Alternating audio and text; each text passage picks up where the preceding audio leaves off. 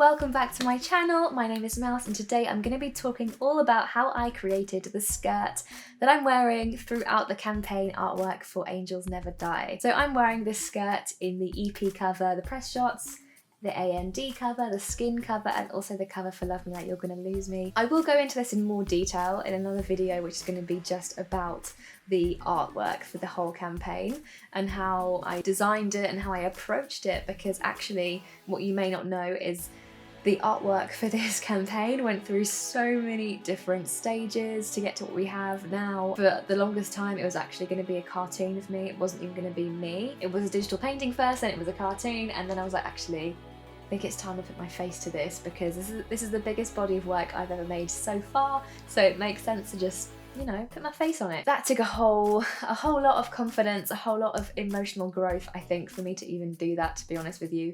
But when I finally decided that that was the right thing to do, I set about designing and styling an outfit, because I wanted to appear as this neon superhero, this saviour that is brightly shining in amongst a really dark world, because ultimately that is what this EP is about. It is about escapism and saving yourself. So after I'd drawn up the design of what I wanted, I went to Pinterest and you know, as you do on Pinterest, I just got carried away and added so many different things and looks to my board, which was to do with styling and also attitude as well, which was really key for me because I knew the story I wanted to tell with these images, but it was like, okay, how do we get this sort of action figure, saviour, this kind of escapism, this girl who's kind of saving herself, how do we get this across? So what I wanted to go for was taking inspiration from superheroes and video game characters and things like that, and kind of mashing them together and also adding my own ideas. So that's kind of the basis. I found this gorgeous skirt. It was made of latex and it was so cool. I loved the way the kind of rubbery latex, like really stiff material, was cut into the shape of a skater skirt, so it was really like flowy and flippy, but of course it wasn't. It was actually really, you know, firm. I thought that was a really interesting contrast, and I'm all about playing with contrasts. But this skirt was genuinely just out of my budget. The budget for this whole campaign is pretty much non-existent because we're in a pandemic and work is hard to come by, yada yada yada. So I was even getting to the point where I was contacting Etsy sellers and asking whether they had any factory seconds or anything that they didn't deem as good enough to be selling to their customers. Nobody did, so I just felt quite defeated, to be honest with you. I didn't really know what to do. And then it genuinely just hit me completely out of the blue. I thought, hang on a minute, hang on.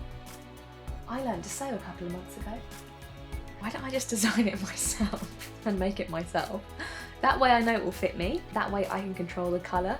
I can control the actual, you know, style and the fit of it. First time I'd really used my sewing machine was genuinely a matter of weeks before I did this project. It was ambitious, but I'm really glad I did it because it does look exactly like what I wanted it to. Thank goodness.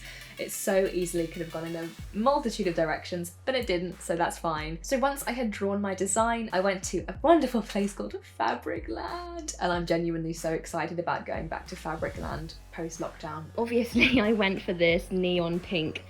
I'm gonna say it's like organza. I'm not 100%, and I can't remember what it says on the label. Got 4.5 meters of it because number one, I'll just wait till my toilet finishes flushing.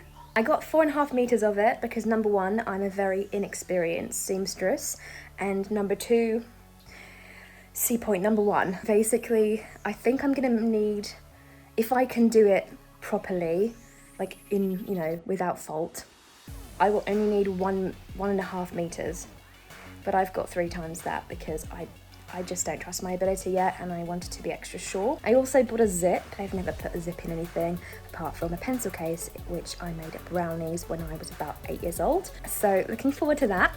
It's really fun to just prance around my room in it. I'm not gonna lie, I feel pretty fabulous. Just in like a bit of ass cheek for you there, you're welcome. I feel pretty fabulous in my little moment, and it's nothing yet. Currently making marks. The first marks, this will be the waistline of the skirt. I'm following a YouTube tutorial. I mean, you know, should be alright. Why did I think I could do this? This is a brand new lockdown skill that I will be putting into practice.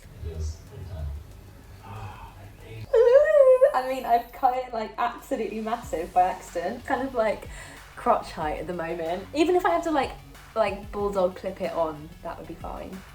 But I love this fabric, even though this is so huge. I could wear it like a little, oh my gosh, imagine. Oh my gosh, I'm literally gonna make my whole wardrobe, I think, after I do this. And you don't know what to do, make a random sound effect.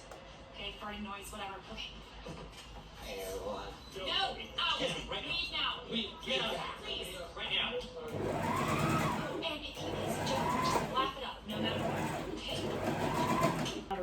Well, I think we all know what you're capable of, Meredith. Hey, I have never cheated on Finch. I've now attached the layers to each other. I think it's sitting where I want it to, the length is how I want. It's really flowy, which is perfect. I'm gonna try and add the zip. I'm a bit worried I'm gonna it up. Let's put on this skirt and I'm not gonna lie, I love it. Yo, I made this. And it has a zip at the back. Oh. I made this. I feel so cute and accomplished and oh my god, I'm an angel princess. I did not have this skill before this pandemic. I did not have this skill. I'm just saying, if I was famous, people would be dressing up as me for Halloween. I just know it. Oh my gosh. Is this not the angel princess that you'd want coming save you if you were in trouble? Because it sure is for me. OMG, yes.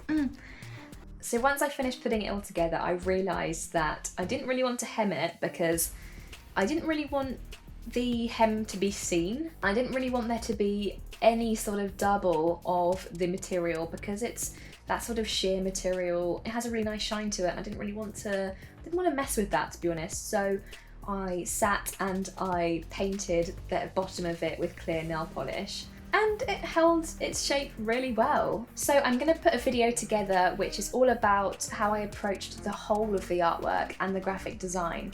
So if you have any questions specifically about the styling of the wider look or anything like that, then please do either drop me a comment or you can DM me on any of my social media. All the links you need are in the description below. Don't forget to like and subscribe and make sure you hit the bell as well so you don't miss a thing. I hope you've enjoyed this video and I'm looking forward to seeing you in my next one.